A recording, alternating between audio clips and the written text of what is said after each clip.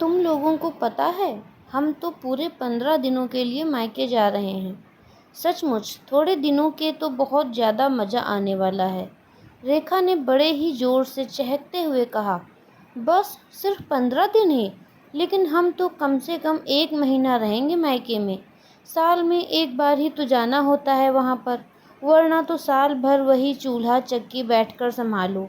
तभी गौरांगी रेखा की बात सुनकर बोल पड़ी। हाँ, ये तो तुम बिल्कुल सही कह रही हो। रेखा ने थोड़ा सुस्त होकर कहा। हाँ, और नहीं तो क्या। ये गर्मी की छुट्टियों भर ही तो मायके में मस्ती कर पाते हैं। मैंने तो इनसे साफ बोल दिया है, जब तक जी चाहेगा तब तक मायके में रहूंगी। मुझको ज़बरदस्ती बुलाने की जिद मत करना। तभी बबीता ने बहुत ही खुश होकर कहा। और हमने तो मायके वालों के साथ ही हिल स्टेशन पर ही घूमने का प्लान बना लिया है, क्योंकि कब से भैया भाभी कह भी रहे थे साथ चलने के लिए। इस बार बंटी के पापा भी वहीं पर आ जाएंगे, तो सब लोग वहीं से किसी न किसी हिल स्टेशन पर घूमने चले जाएंगे। बहुत दिनों से एक साथ कहीं घूमने भी नहीं गए। मनीषा भी अब कहाँ पीछे रहने वाली थी। हुआ कुछ ऐसा कि अनुराधा के घर किटी थी, और उसमें सारे किटी मेंबर्स इस बार किटी में सिर्फ इसी बात पर चहचहाकर एक दूसरे के साथ बड़ी जोर शोर से चर्चा कर रहे थे कि कौन कितने दिनों के लिए मायके जा रहा है, कब जा रहा है और कब लौट कर आएगा। और हाँ, ये बात स्वाभाविक भी है, क्योंकि गर्मी की छुट्टियों का शुभारंभ होने जा रहा था। और ये तो मानी हुई बात है कि छुट्टियां तो शुरू होती ही सभी महिलाएं मायके जाने के लिए बेहद उतावली और उत्साहित रहती हैं।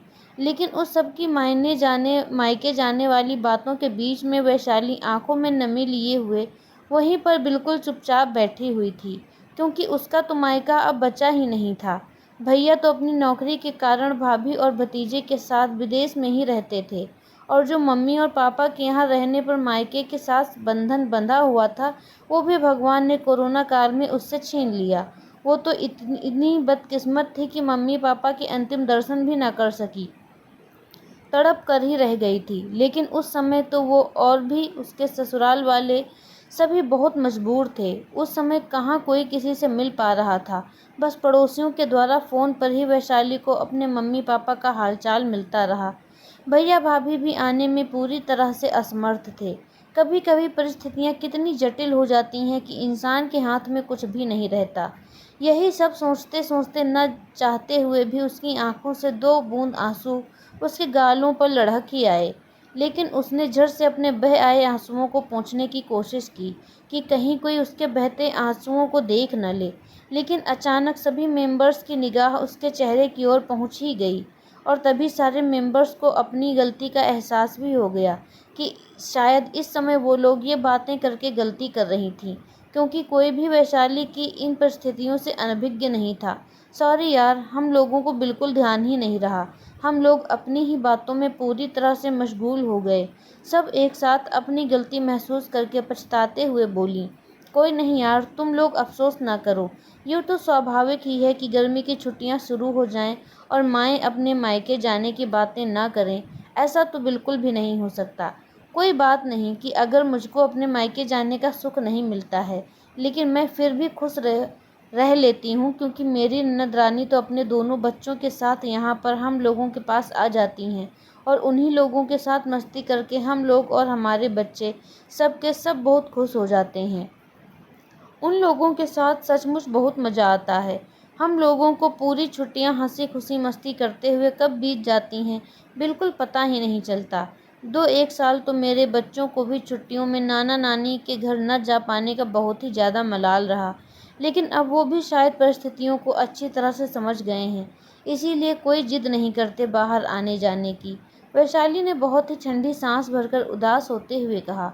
हाँ वैशाली, ये बात तो बिल्कुल सही कह रही हो तुम। हम सभी लोग भी तुम्हारी नंद से मिले हैं, सचमुच बहुत अच्छी हैं। वो तुम्हारा बहुत ज़्यादा ख्याल रखती हैं। भगवान सबको ऐसी ही ननद दे। उनमें से सबसे वरिष्ठ मेंबर तुलिका ने उसकी ननद की खुले दिल से प्रशंसा करते हुए कहा। हाँ बिल्कुल सही बात, एक साथ बोली। खैर थोड़ी देर में किटी समाप्त हो गई और सारे मेंबर्स अपने अपने घर को चले गए। वैशाली भी अपने घर लौट आई, लेकिन कहीं न कहीं वैशाली के मन में झंझावात चलता ही रहा। अब तो शायद कभी भी वो छुट्टियों में बच्चों को लेकर किसी के घर नहीं जा पाएगी। भैया भाभी तो विदेश से यहाँ पर आने से रहे। मम्मी पापा के जाने के बाद सिर्फ एक बार ही आए थे और मम्मी पापा की सारी प्रॉपर्टी अपने पौने दामों में बेच कर चले गए। उस समय भैया भाभी ने बुलाया भी था कि तुमको जो कुछ भी चाहिए वो ले लो आकर। वो एक दिन के लिए गई भी थी, कुछ सामान नहीं लेने के लिए, बल्कि सिर्फ भैया भाभी से मिलकर ही लौट आई, क्योंकि पता नहीं फिर कब भैया भाभी से मिलना हो। और कहाँ उनकी भारत लौटने की उम्मीद तो ना के ही बराबर थी। आखिर कौन लौटता है विदेश जाने के बाद। बस कभी कभार फ़ोन पर ही बातचीत हो जाती उन लोगों से, तो और किसके मायके की उम्मीद करती। और आज तो वैशाली का घर का काम करने में भी बिल्कुल मन नहीं लग रहा था। किटी से तो सब कुछ खा पीकर आई ही थी, लेकिन फिर भी एक कप चाय बना ली और बालकनी में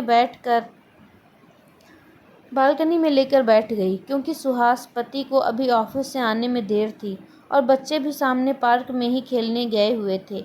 वो भी थोड़ी देर में ही लौटेंगे। अभी उसने चाय का एक घूंट ही सिप किया था कि मोबाइल की घंटी एकदम से घन-घन उठी। अरे वाह, जीजी का फ़ोन आया है। वैशाली ने हुलस कर फ़ोन उठा लिया। हेलो जीजी, सचमुच बड़ी लंबी उम्र है आपकी। अभी अभी मैं आपके ही बारे में सोच रही थी कि जीजी से बात करूं कि भला वो कब तक आ रही हैं यहाँ पर, क्योंकि रूही और रंजन भी अपनी बुआ और भाई बहन का बहुत ही बेसब्री से इंतज़ार कर रहे हैं। वैशाली ने भी बहुत ही ज़्यादा खुश होकर कहा, हाँ भाभी, आप लोग तो सचमुच हम लोगों का इंतज़ार कर रहे होंगे। लेकिन भाभी, इस बार हम लोग वहाँ पर नहीं आ पाएंगे। मैंने यही बताने के लिए आपको फ़ोन किया है।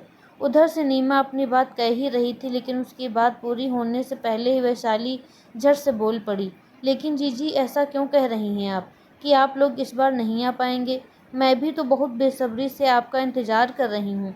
ऐसे कुछ भी नहीं चलेगा। साफ साफ सुन लीजिए, आपको आना ही होगा। हम लोगों को आपसे मिलने का बहुत ही ज़्यादा मन हो रहा है। क्या कुछ गलती हो गई मुझसे या सुहास से जो आपने ये डिसीजन लिया है? नीमा की बात सुनकर वैशाली का तो कलेजा ही एकदम धक से हो गया और वो बीच में ही नीमा को टोकते हुए बोली, अरे मेरी अच्छी सी भाभी, मेरी पूरी बात तो सुन लीजिए। आप लोगों से कोई भी गलती नहीं हुई है, लेकिन इस बार मैं नहीं आऊँगी वहाँ।